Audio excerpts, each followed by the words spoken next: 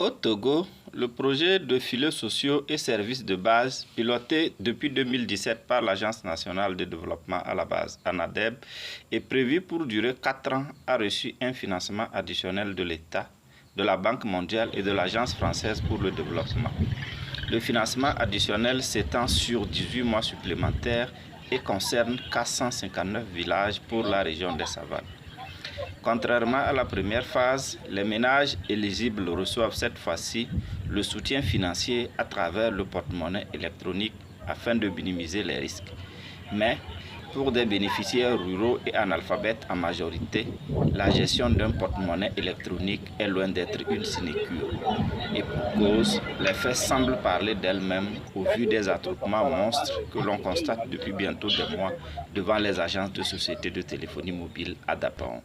Le tableau est beaucoup plus saisissant à la franchise Move Africa de Dapaon, 6 au quartier Bodiopal sur la nationale numéro 1.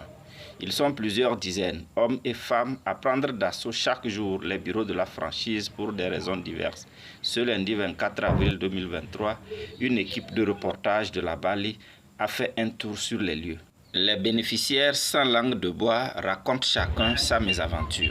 C'est depuis mardi passé que je viens ici, mais je n'ai pas encore été reçu. C'est mon compte qui est bloqué. J'ai reçu le transfert, mais jusqu'ici, je n'ai pas pu faire le retrait. L'argent qui était bénéficié à faire une activité génératrice de revenus risque de ne plus servir pour cela. Les témoignages et les complaintes s'enchaînent, se succèdent et parfois même se ressemblent. Badien Nyampo est venu de Dalago.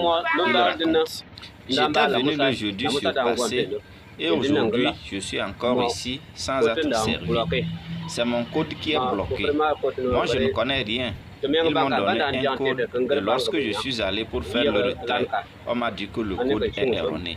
C'est à cause de ça que je suis sur la route chaque jour.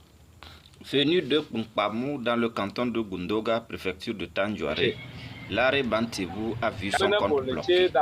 Je pense que si les agents d'ANADEB pouvaient faire confiance à leurs agents pour qu'ils viennent nous payer par billetage, ça aurait été mieux que de nous laisser venir déranger chaque jour le personnel de Move. Ici, ce sont uniquement les bénéficiaires d'ANADEB qui sont là.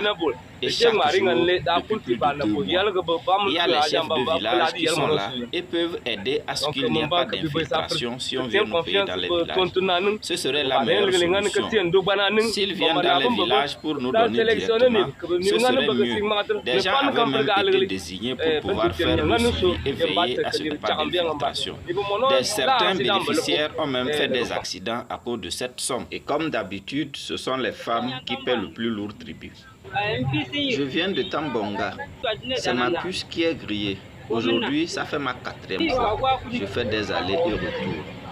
Je souhaite récupérer ma carte SIM afin de pouvoir communiquer facilement. Moi, j'ai déjà reçu l'argent une fois. C'est pour la 2e fois que j'ai eu un problème de kit. Chaque jour, il faut louer une moto et acheter 2 litres de carburant pour qu'on m'accompagne. Et ceci depuis 4 jours. Juste derrière elle, Bantougun Zenabou est venue de Yemboat. Elle aussi a son kit grillé et est à son 4e jour. Je m'appelle Bantougun Zenabou, je viens de Yemboat. J'ai un problème avec mon kit. Je n'ai pas pu encore retirer de l'argent. Depuis 4 jours, je suis sur la route, mais je n'ai pas encore pu être reçu. Chaque jour, il faut payer 2 litres de carburant pour qu'on puisse m'amener ici. Ils sont nombreux à se bousculer dans la côte chaque jour et parfois exposés au soleil en attendant d'être servis, mais sans succès. À l'intérieur de la franchise, le responsable de l'agence explique que cette situation est due entre autres à l'insuffisance de ressources humaines dans l'agence et au manque de discipline des bénéficiaires qui ne suivent pas les listes établies. Si certains arrivent à moto, d'autres comme Kontenja et Dable parcourent de longues distances à vélo. Depuis 4 jours, il fait des navettes entre son village natal de Tidjouat et la franchise Move et avoue rentrer parfois la nuit tombée en dépit de la situation d'insécurité.